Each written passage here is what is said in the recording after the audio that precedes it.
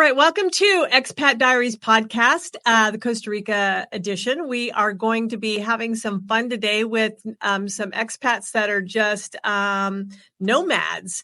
I would call you like nomads. You guys are just travelers and you're on the road of life and trying to get to your home destination somewhere. And introduce yourselves and tell me about where your journey started. Well, my name is Jaja. I'm coming from Canada, Quebec. And we've been traveling since 566 days today. Wow. That we left Canada. And my husband converted a bus, and we're trying to find a place where to live. That's and how big is that bus? It's 45 feet long, 8 feet wide, and 12 feet high. Wow. It's a tour bus. It's a tour bus. Nice. Like for a rock band. Yeah, exactly. Yeah, except for the rock band. Except it's two people and a fuzzy little dog. Yeah. And nice. Okay, my name is Martin. I also come from Quebec, Canada. And to be more precise, we left Ottawa September 26, 2022. Wow. So, we've been traveling since then and enjoying the nomadic, mobile expat kind of life. So let's go back before we decided to be expats, because there's an interesting story before that. So, Jaja, you were in Canada and you had salons. You're a stylist and a salon owner, right? Yeah. And so pre-pandemic, tell me what your life looked like. Well, pre-pandemic, my life was going crazy. Like, I was a workaholic. I worked more than 60 hours per week. I love to work, but the stress was really intense, when you have 14 people working for you. And so it was crazy. I went I had friends, family, the customer. I was always in the salon, morning until the night, and life changed. So pre-pandemic for you, Martin, what was that like? Well, I had a construction company for 20 years. Yeah. And in 2018, I decided I was going to immigrate to Chile. Nice. To start something similar to what I was doing in Canada, but on a lesser scale. And then it was like the end of 2018.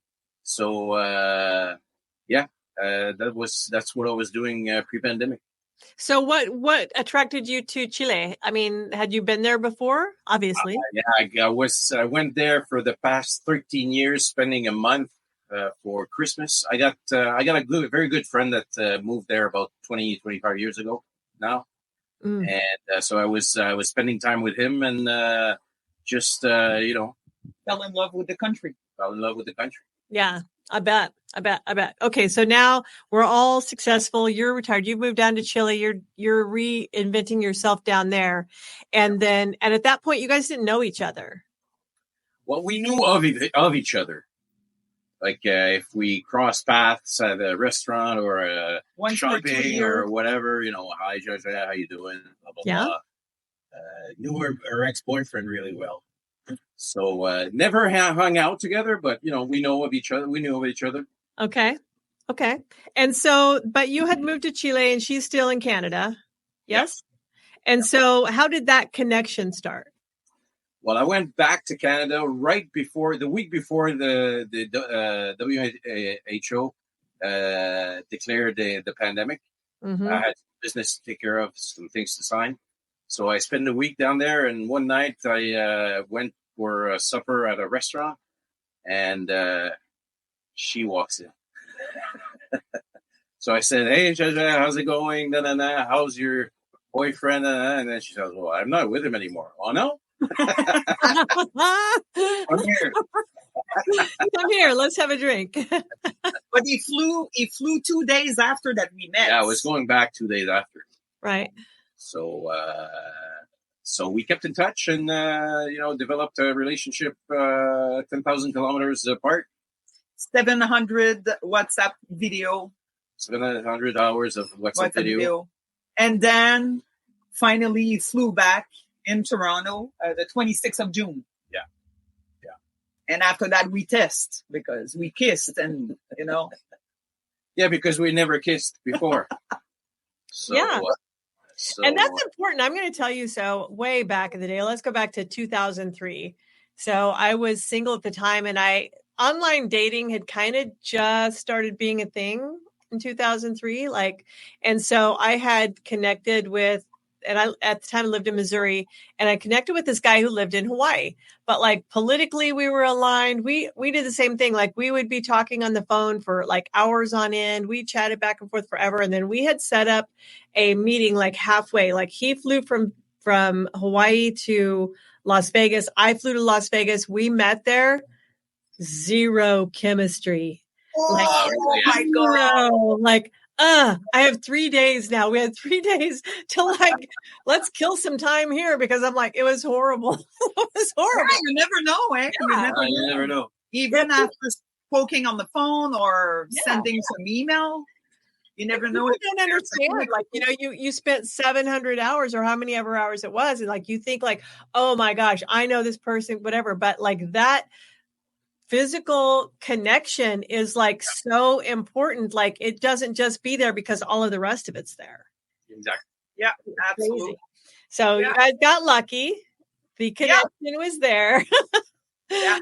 Good job. And it was during pandemic when he arrived. So my business was still closed. Mm-hmm. And we were trying to find a way to travel again. We wanted to travel. So we got the vaccine and everything. And we started to travel. We went to Tunisia. And then we went 3 months in Mexico. And we did all the Canada, all the country, east to west. And then that story of the bus, of the Expat mobile bus story. Mm-hmm. Yeah. So let's go. So you guys had started traveling together because that's a test right there. Even being able to date, but then being able to travel together. That's do we want to go to the next level? Is if you can travel and vacation together. Those are big relationship testers. I mean, huge. But there was a question that I had about Canada that I haven't asked before. So in the States, they had money. If you were a business owner and you still had employees going, then there was what they called PPP money. And then there was, if people were unemployed and out of their job for during that time, then the government hopped in and was giving unemployment benefits. Did Canada give you guys an income during that time when they shut your businesses down? Not for me, because the thing is my employees, yes, but I decide to work. I decide to sell product like Amazon. Mm-hmm. So I decided to do some delivery and to sell some color and to be able to survive. Right. But that was the wrong thing to do, because after that, I started to sell product maybe in April, mm-hmm. and there were no money until June. Then June, the government started to give money to the business that was closed. But I did so much money during 2 months that I was not able to have the government money. That was awful. So you weren't eligible, and you didn't know, don't do these things. But nobody knows. Even my accountant says, go ahead, sell some product. So we were working, me and my partner, with the mask and everything, doing some delivery by cars and everything. No, it was the wrong thing to do. But we didn't know that the government gonna give us some money, Right. So we had a smaller business, 2019 going into 2020, and we had been 100% remote company during that time from 2013 to 2020. And then in the very first part of 2020, we had found an office space to move into. This is how weird the world is. We'd found some office space to move into, 5,000 square foot. And then when things started shutting down, we were we'd already signed the lease. We hadn't moved in yet. And we're like, what do we do? So we pumped the brakes for like 30 days because we work in the automotive space. And so in the US, would dealerships be considered essential services so that they could remain open? Would transportation, the service departments, whatever? And it was really state by state. And since we had clients from California to New York, really every client had a different story. Like we had clients in Michigan that the dealership had to close, but the service department was allowed to stay open. And then we had clients in Missouri where everything could stay open, right? So it was super weird. And so we were like my business partner Beverly and I were just trying to like determine like, what do we do? Do we move forward with this lease? Do we move everybody in? What do we do? And so we decided to go ahead and execute the lease and move everybody in-house during a time when everybody in the world was going remote. We all came in-house. It was so bizarre. We had been remote for 6 years at that point, and now we're all coming in-house. And so we moved in-house, and a really interesting thing happened. So in one of the things that our company does is that in the US, on the website of a dealership, if you are looking like at a Toyota Tacoma, and you click a button and go, I'd like more information about this, and you fill out your information, and you generally would go to the dealership. And at the dealership, a department called the BDC, which is a business development center within the dealership, would call you, answer any questions you had about that Toyota Tacoma, and then schedule you an appointment to come into the dealership. Well, whenever the shutdown happened, the dealerships all panicked and they started conserving cash flow because they didn't know how long this was going to go on. And so the first thing they did was cut their BDC department out and send them all home, which would have happened anyways, because most of the people who work in that department are women. And they all had to go home and homeschool anyways, because all of the kids got sent home from school. So they all had to go. I mean, of everybody, like in the US, I don't know how it is in other countries, but majority of them were the women that went home to do this job. And so we had just started that part of our business up in September of 2019, being the call portion of that for the dealership, because most of what we do is marketing and social media. And so we had 2 clients heading into the shutdown that were on the let's call your customers that are putting in those leads when the shutdown started. And then we had moved in-house and we had 5,000 square foot of which we were probably only actually using maybe 1,000 square foot of it. And then they all started calling. They're like, Robin, can you handle our BDC for us? Can you handle our BDC for us? Can you handle our BDC for us? And I have this blue painter's tape. I had so much square footage in this building that we weren't using. And I was like mapping it out, going, how many cubicles can I put in here? How many can I put in here? How many can I put in? It was so weird that that just became this huge catalyst on the other way for us, because what happened to them was a benefit for us. It was just... Yeah. It was just such a weird time for all of us. I mean, you never knew from day to day what was going to happen. So back to you guys. So now you guys have decided you're closing. You've decided you're like going to. How long did it take to rehab the bus? 18 months. 18 months. And what did you have to? Did you have to gut the whole thing? Yeah, because it came with seats, and I took out all the seats. I took out all of the baggage compartments, the toilet at the back, and TVs, the radios. Even took out the bus, the central bus AC, because it was too heavy and was way too big for just 2 people. Because it's made like for 53 people or something. Right. So I took out some weight on that, and bring back everything to wall, ceiling, and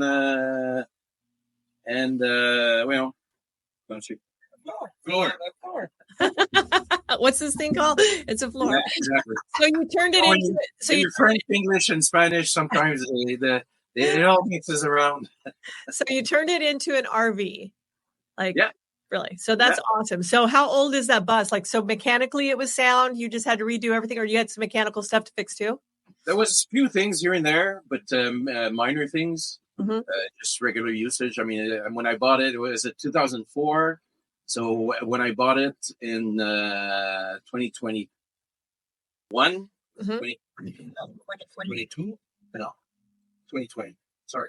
Yeah. And I had to do a couple of things, and they had like 1,080,000 kilometers on it. So, and it was parked for a long time because the bus companies were closed during the pandemic. So that's why we had a good that's price. always a bus. Bus is like a plane. It's made to roll. It's not made to be parked. So here and there, a few things, suspension, clutch, regular things.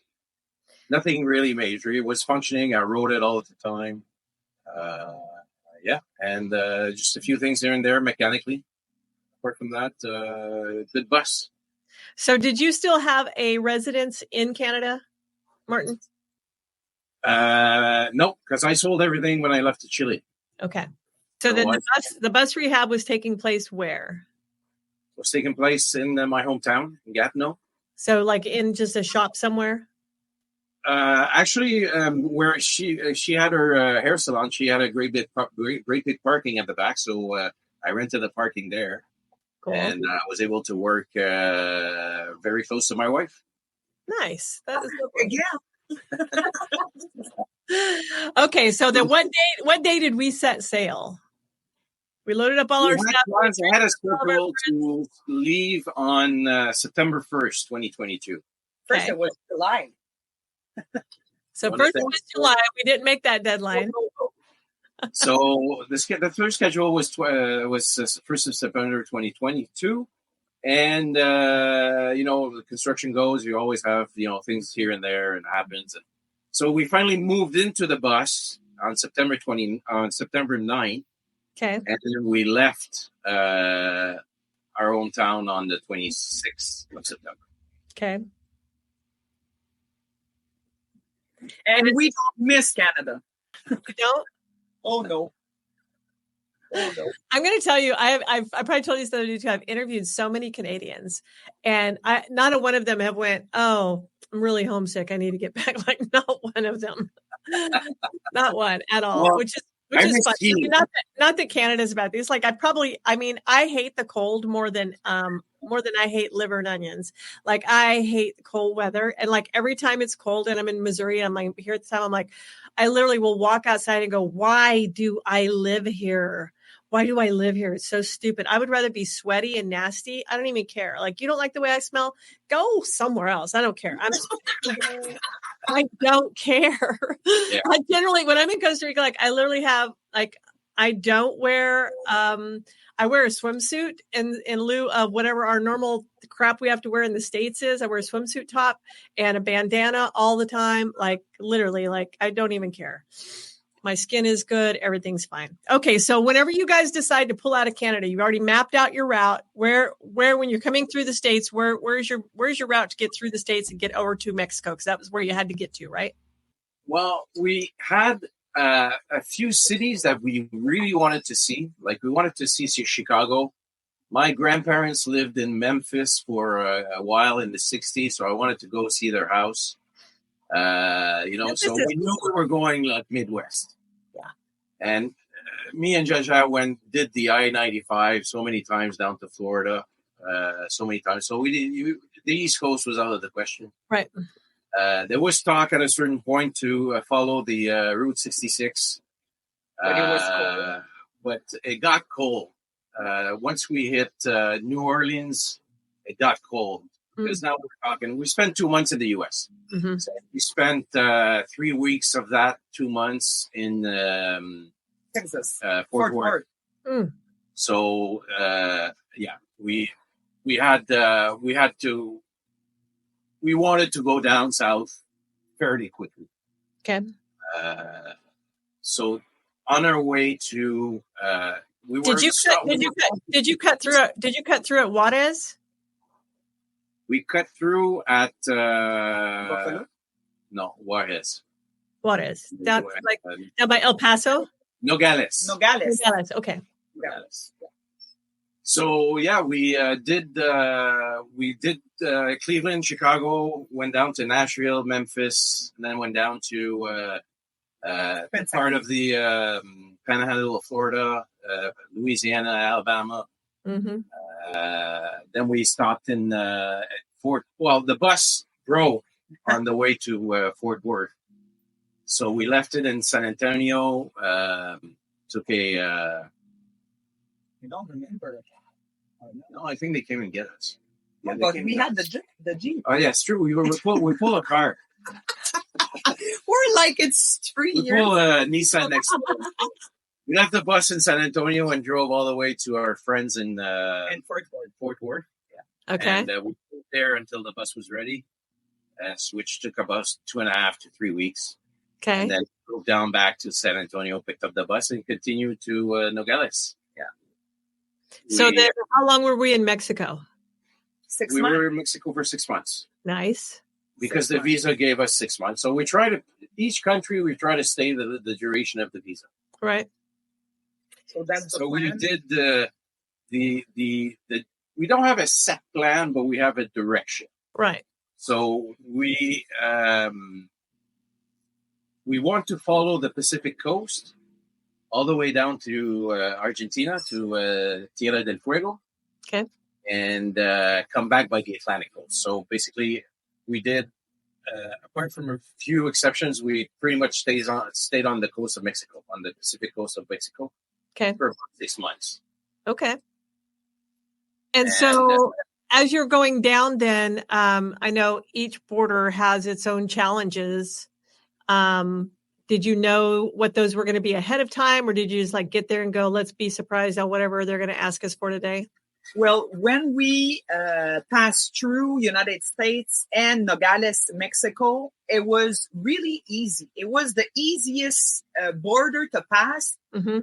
So easy that we forgot to have the visa, to punch the visa. We went through for 40 kilometers because there were no agent. There were no people saying, please stop here. So anyways, it's a really small little place. So after 40 kilometers, my husband says, well, where it is? I said, I really don't know. So we turn around and finally find that little spot, you know. Because when you travel by land with a vehicle, you have two steps. You have immigrations for us, mm-hmm. and you have the customs. Yeah. Customs for the cars, because you need to temporarily import the car into the country which you're going. Right. And most countries request insurance as well. So it's not always very well organized. So we try, it's not like this door is immigration, this door is customs, this door is for the dog, this door is. So it's, a little bit, you have to drive 1 kilometer to go to customs, you have to do this, you have to do that. So, and every border is different. Right. So it takes, with the bus and the car and for ourselves with the dog, it takes an average about 4 to 5 hours to get out of a country and get into a country. Mm. Well, as long as you're prepared for that, it's no big deal. Some places took us like 8 hours, and Costa Rica took us 9 hours, 30 minutes. That was the worst one. They don't talk to each other. You need to go there and there and there and there, and it's crazy. It's local. Well, we do use the application, which is called iOverlander, which is a community of travelers by land. And you have a lot of information on there of experience of people and explaining their what to do and where to go and so on and so forth. So it's not like you're flying totally blind, but it's not our language. It's not our main language. It's not our second language, and people are. That's where you understand that you need to get down to the level of the people that you're negotiating with or that you're talking to, because as a Canadian, we're used to a faster pace. Right. We're used to better processes. We expect things a lot faster because we're used to that kind of system. That's how it works where we live. So, you just be patient and smile and talk to them and, try to relate to them on a person to person. And try to laugh. Laughing is a good way to because some of the custom people are really oof. And some of the travelers are really rough as well. Yeah. And they're impatient and, that doesn't bring you anywhere. Right. Okay. So your first stop outside of Mexico, if you were on the Pacific side then, was Bayatino. Okay. Bayaquino, and then Los Mochi. Okay. And then Puerto Vallarta. Mazatlan. Okay. Oh, disculpe, yeah. Mazatlan first. And then PV. PV. And then Acapulco. And Punta Perula. Oaxaca. Yeah, and then we went in the land to in Chiapas, and we crossed after that. We crossed over to Guatemala. Yeah, and the road in Mexico was awful. Worst road so far. First of all, it cost us $2,000 to get through all the pay tolls everywhere. Oh. So for the boat vehicles for 6 months, and the road are like super narrow, super dangerous. A lot of potholes. A lot of places that you don't have connection. Right. Once we're in the mountain, and after an hour, 30 minutes, Martin says, should we turn around? Because we were so high in the mountain, and the ditch was there. And I said to him, okay, if we turn back, where are we going to turn? And he was like, oh my gosh, that was the worst experience. He was a good driver, but we were rolling like 20 kilometers. No internets, no nothing. It was crazy. The roads over there are, and now we know how to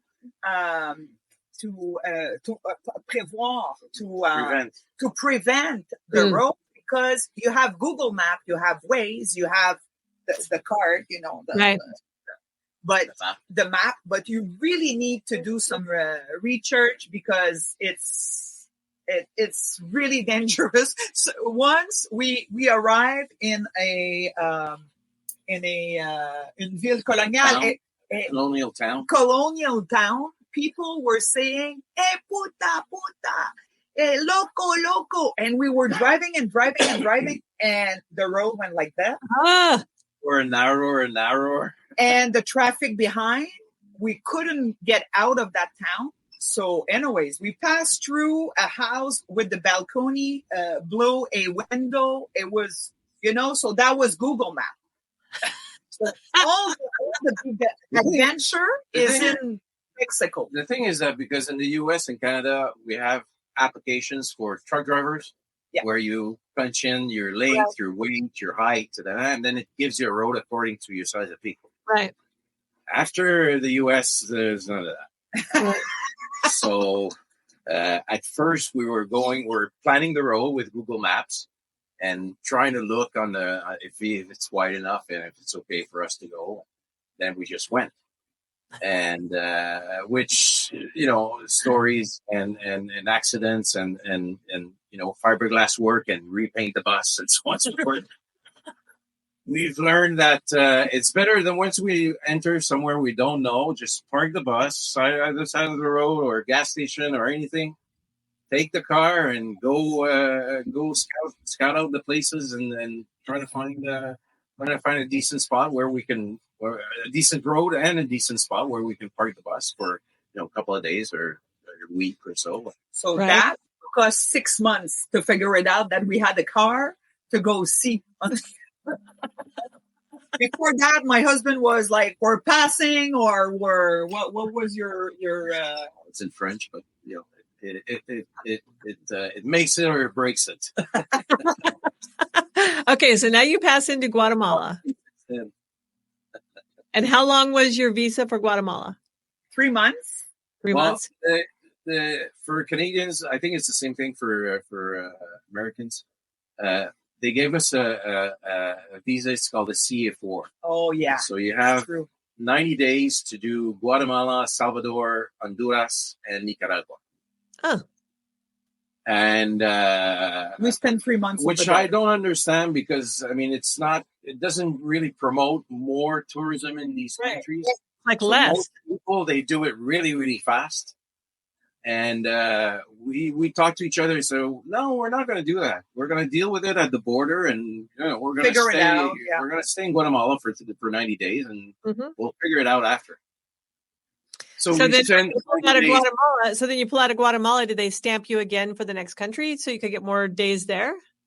Well, once we got out of Guatemala, when at the Guatemalan exit custom office, they said, "Okay, we're going to terminate your CA4, and each country should give you 90 days."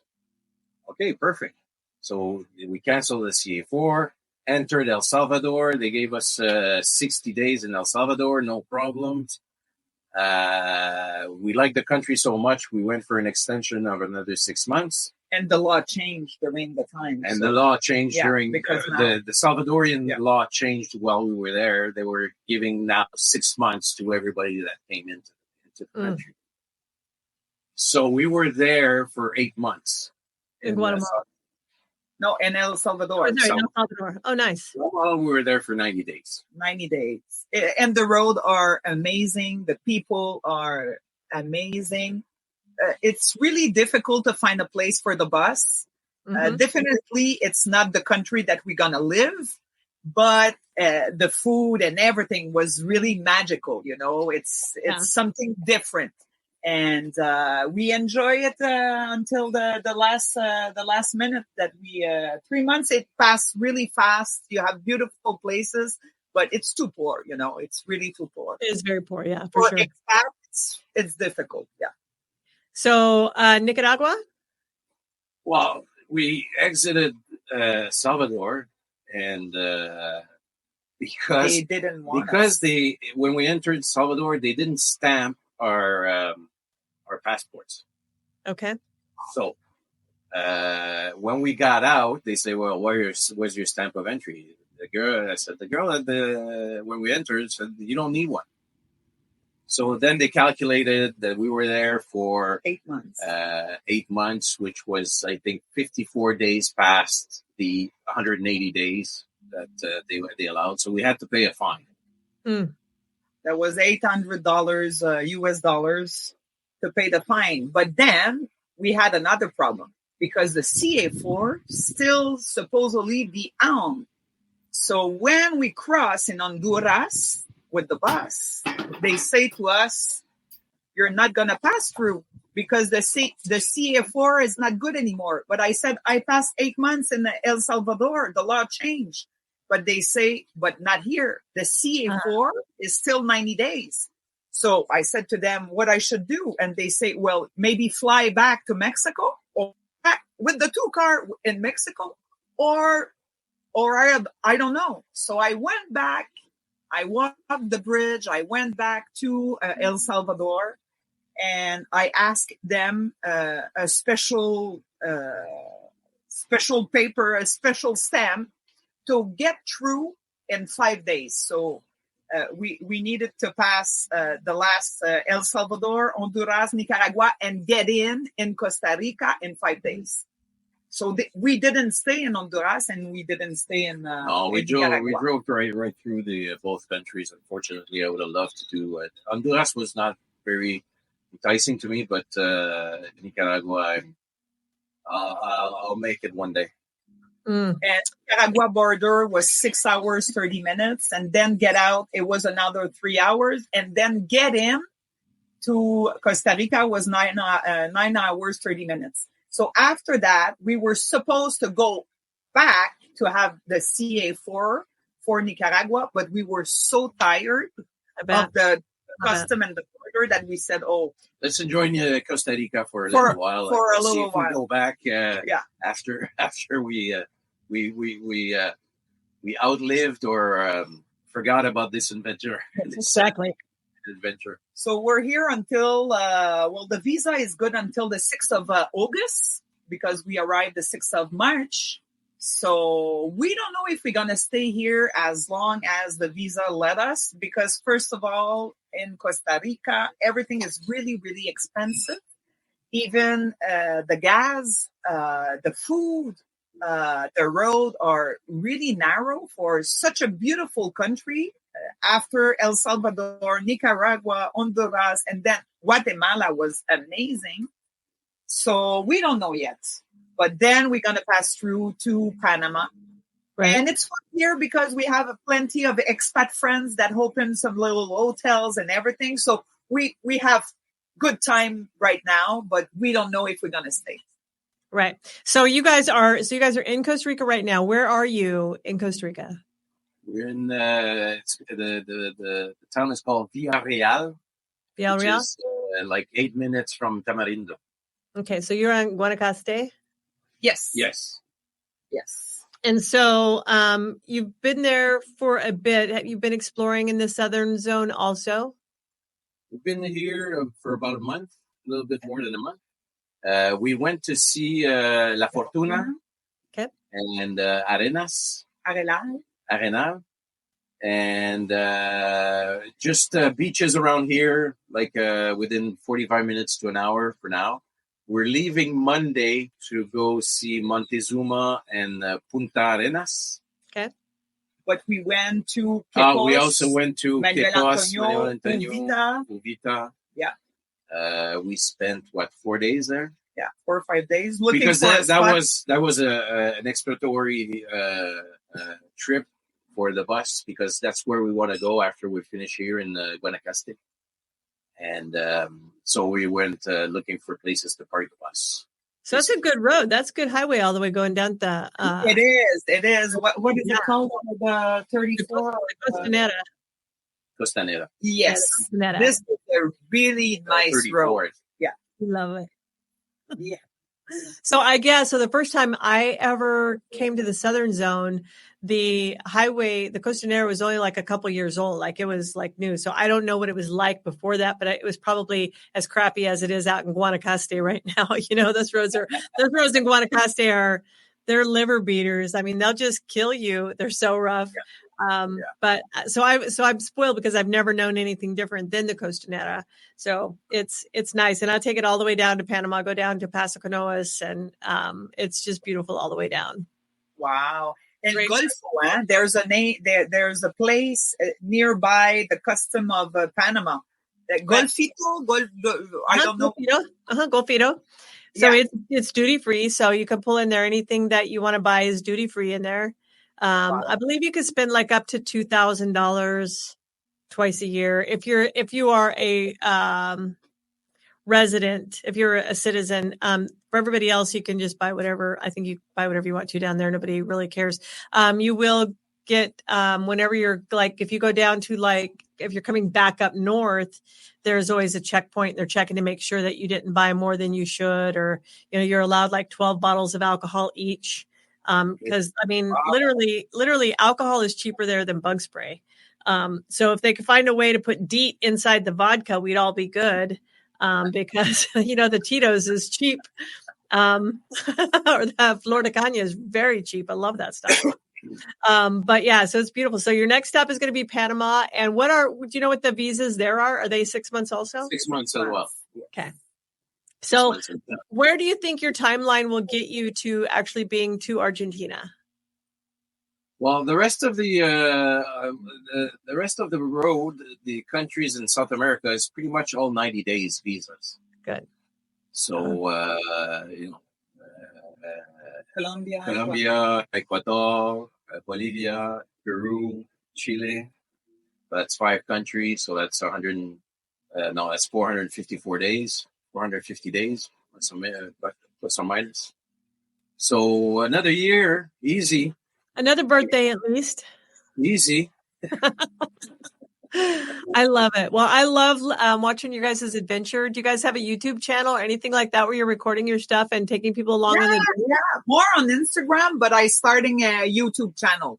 Yeah. Nice. We have YouTube, we have TikTok, Facebook. Same name, Jaja the Bus. Always the same.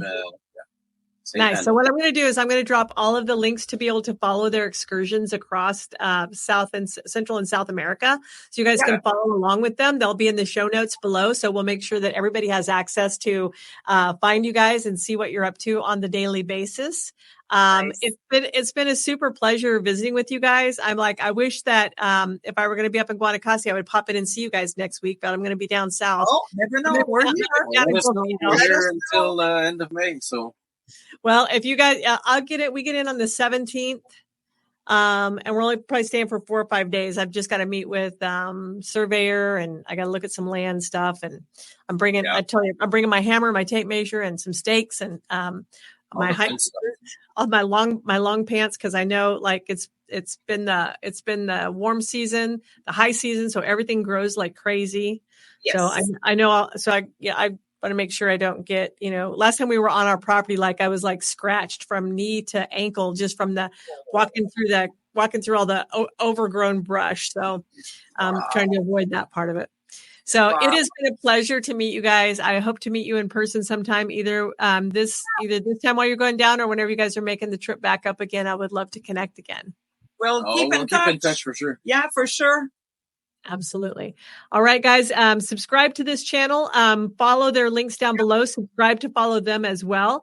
Share their videos so everyone can follow along and share this adventure, because I think it's one of those things that most of us dream of being able to do, just getting up and driving where we want to go and hanging out for as long as we want to, or as long as the law will allow.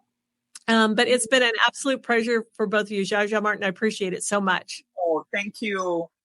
And thanks for having us. Thank you. Everybody.